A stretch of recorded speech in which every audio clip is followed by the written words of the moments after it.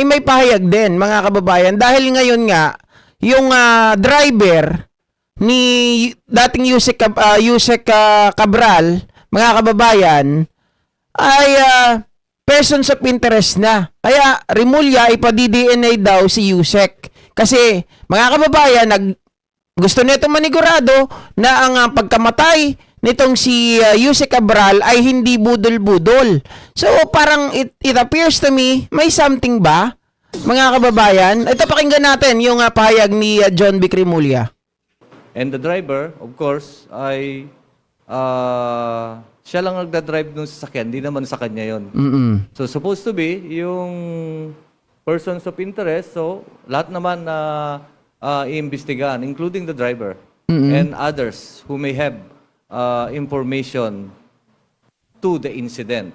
So yung sasakyan, kailangan dapat na-assist din natin yon or subjected for investigation. And other pieces of evidence inside the car. And within the vicinity kung saan nahulog. And supposed to be kung saan nang... Jane Doe, no?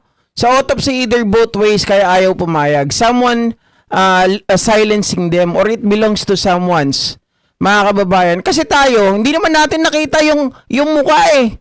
Di ba? Hindi naman ipinakita yung mukha nito ni Yusek Cabral kung siya ba talaga yon. Pero sabi, kinumpirma daw ng driver, mga kababayan, na si Yusek daw. Palagay ko, dahil nga naghihinala, dahil itong pangalan ni Yusek Cabral ay talaga namang mga kababayan, katumbas ito ni Undersecretary Bernardo di ba? Mga kababayan, na marami ring alam, maraming nalalaman. So sa makatuwid, principal ito, si Yusek Cabral. So dapat, mga kababayan, para hindi magalit ang taong bayan, makita natin talaga yung katotohanan. Si Yusek Cabral ba talaga to? 'Di ba? Via DNA.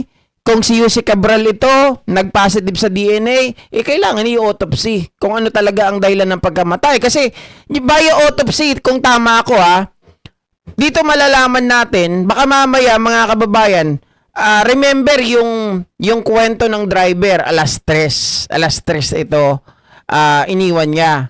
Alas 8 natagpuan na nandun na sa ilalim. Alas 12 ng hating gabi nila nakuha.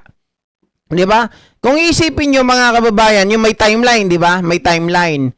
Ngayon, kapag na-autopsy, malalaman kasi kung ilang oras na ba itong patay.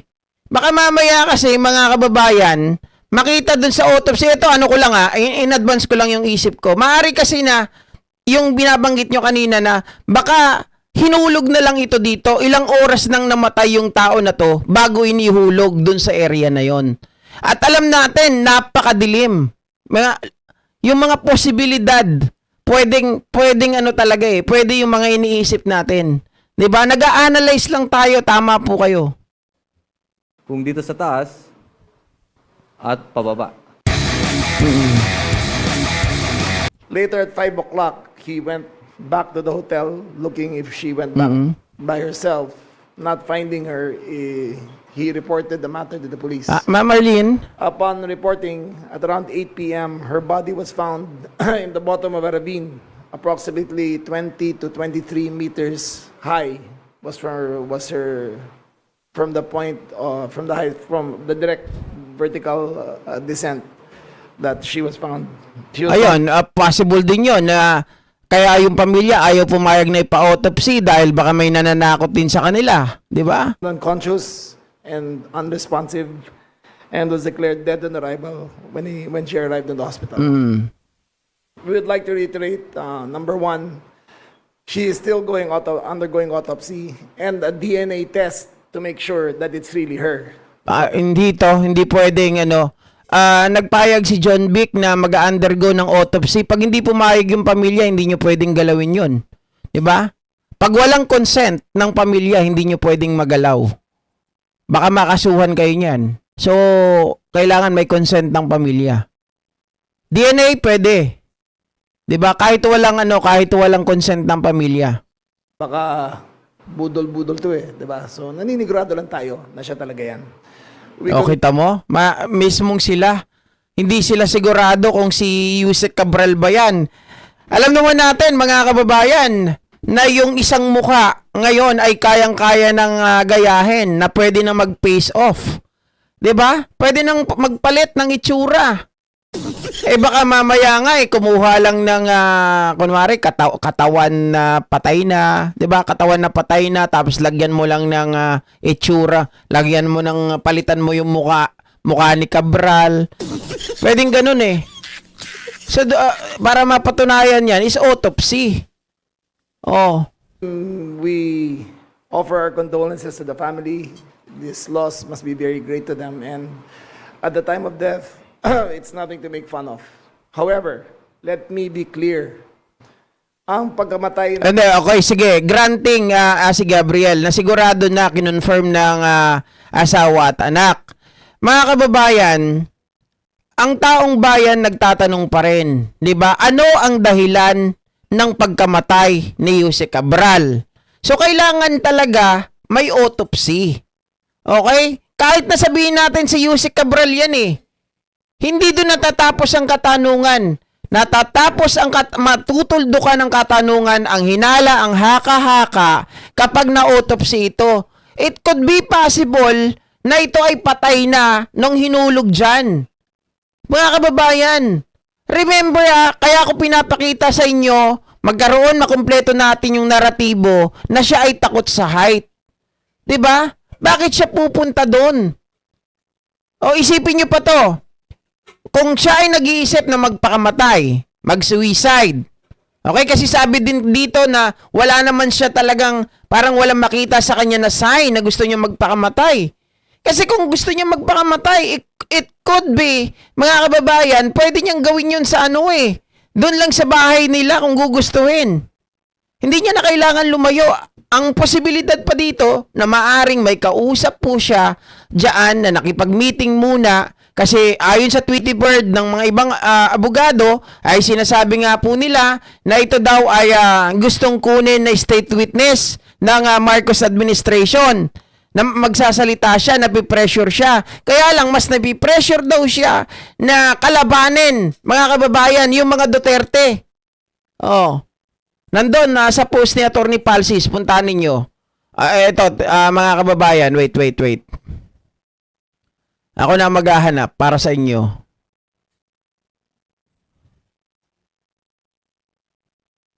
Ito. Iniba na. A high-level DDS Tweety Bird says Cabral was not pressured by Marcos forces to be a witness, but in fact, she was depressed na ayaw siya gawing state witness, and what triggered her to leave this world was Dizon's press con. Take it with a grain of salt. Pero before yan, mga kababayan, ito yung post nyo. My Tweety Bird said DPWH Yusek was being pressured into becoming a witness by Marcos forces but counter-pressured by Duterte forces. Remember, Yusek Roberto Bernardo said he was sidelined by a powerful Cabral under Mark Villar's DPWH. 'Di ba? Pero may mga bago pala dito, no? Ayan, no? Ito yung mga kababayan, may point pa dito si Palsis. In 2018 video, late DPWH Yusek Maria Catalina Cabral reveals her biggest phobia. Di ba yung acrophobia? The fear of heights. Would she really jump off and unalive herself then? Di ba? Maaring unalive na siya nung mga kababayan nung inihagis doon. Kasi kung siya ay talagang may fear of heights, hindi mo talaga gugustuhin na manatili sa pwesto na yon. Sasabihin ng iba, hindi gusto magpakamatay GP, kaya nagpaiwan doon. She could have done, mga kababayan, doon sa ibang lugar na mas malapit, hindi niya na kailangan pumunta ng Baguio kung gusto niya talagang gawin yun. Na isang tao ay hindi ibig sabihin titigil ang gulong ng hustisya. hahabulin namin ang lahat ng nakoyaman, buhay o patay. Kung ano man merong ebidensya, kukunin pa rin ng gobyerno ang lahat ng akbang na kailangan para maibalik sa taong Pilipino ang perang ninakaw. Kaya sa lahat ng mga akusado, Is it really true that autopsy can be forced without family's consent? If that is suspicious and for public interest, mga kababayan. But sometimes kasi, if this really true, minsan kasi nandun yung yung respeto natin. Kapag yung family ay hindi pumayag, mga kababayan, yung gobyerno o yung authority ay hindi na nila pinipilit. Okay? Pero sana ipilit nila na gawin ito para matahimik na rin tayo. mag-isip-isip kayo. Death will not protect you. Death will even bring greater shame to your family. Tama. Face up to the charges, man up to the charges, answer the charges, and have faith in the judicial system. To the Filipino people, we assure you that no one is sacred, that death or whatever act can protect you from the government recovering the stolen money of the people. We mean business. Kukunin namin, babatakin namin, ibabalik sa taong Pilipino ang lahat na ninakaw. Okay? Any questions? Sir, balikan ko na rin yung punto nyo kanina. May pinakita pa dito mga kababayan, meron daw nag-send ng picture nitong si Yuse Cabral, mga kababayan, at itong kanyang driver between 2 to 3 p.m. daw ito. Ayan si Cabral, mga kababayan.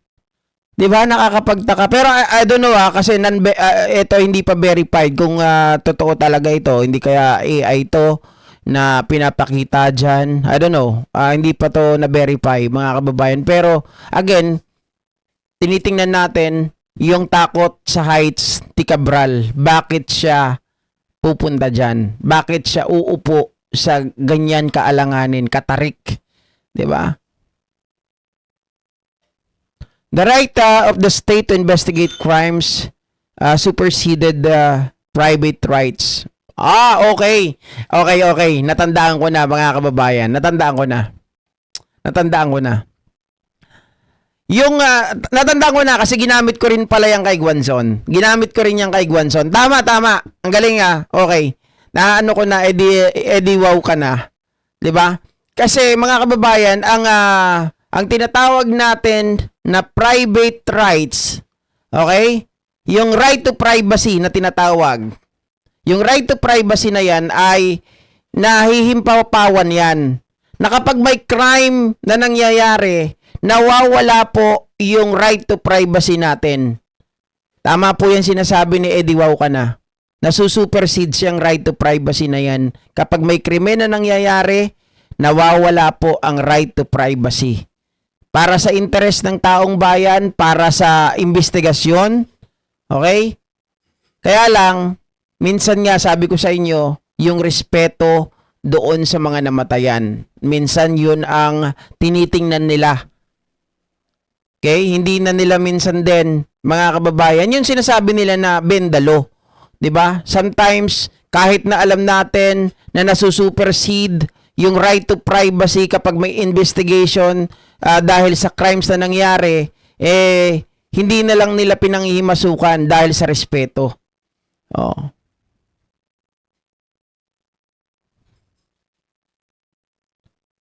Sharon Canyolas, parang SOP na talaga ang pag-autopsy lalo na kung foul. Wala nga daw foul play as of the moment base sa report ng PNP.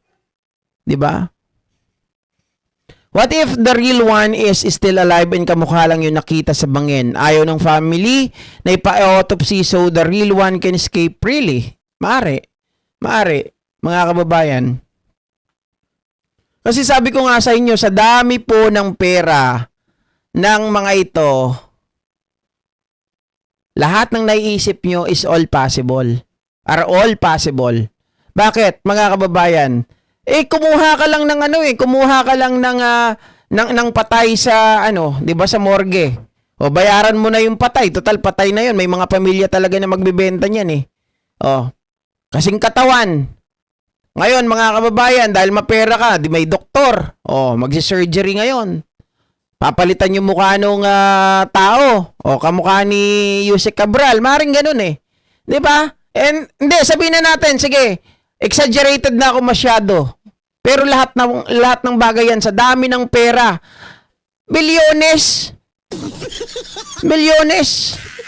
'Di ba? Pero GP, may doktor ba nagagawa nun? For the sake of the money, meron 'yan. 'Di ba? Oh.